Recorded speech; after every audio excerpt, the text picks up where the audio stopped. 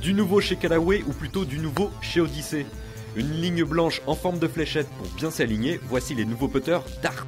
Le leader du marché corrige ainsi son point faible, la visée. Le repère blanc n'est pas là pour faire beau, il agit sur le regard pour centrer parfaitement la balle au milieu du putter.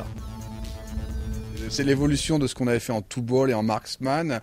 Il s'est trouvé qu'après analyse, on s'est aperçu que beaucoup de joueurs rajoutaient des lignes sur le two ball ou marksman.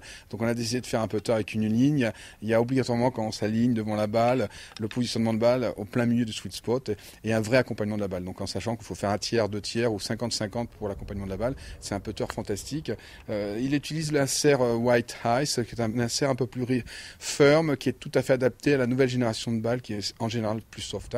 Il y a toute une configuration, il y a 3 modèles qui sont proposés avec phase balance, avec des positionnements de shaft différents et qui va permettre de faire, de donner un agrément de jeu, une facilité de jeu à des joueurs moyens. Voilà. Les darts n'ont pas qu'un système révolutionnaire d'alignement. Leur répartition périmétrique du poids de tête leur offre une grande facilité de jeu. Et pour aiguiser le feeling de ces putters assez massifs, on peut moduler le poids total grâce à des masselottes amovibles. Voilà donc pour le golfeur débutant et moyen. Les bons joueurs devront quant à eux se retrancher vers les Black Series Tour Design. 8 créations à la finition très aboutie. Voici d'ailleurs le 8e engin, un petit bijou pas facile à manier, mais vraiment très bien équilibré.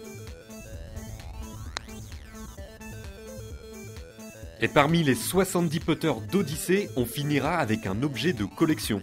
Le PT82 est la réplique de l'outil de Phil Mickelson. Le vainqueur du dernier Masters a fait tracer un repère visuel sur cette toute petite tête en carbone doux.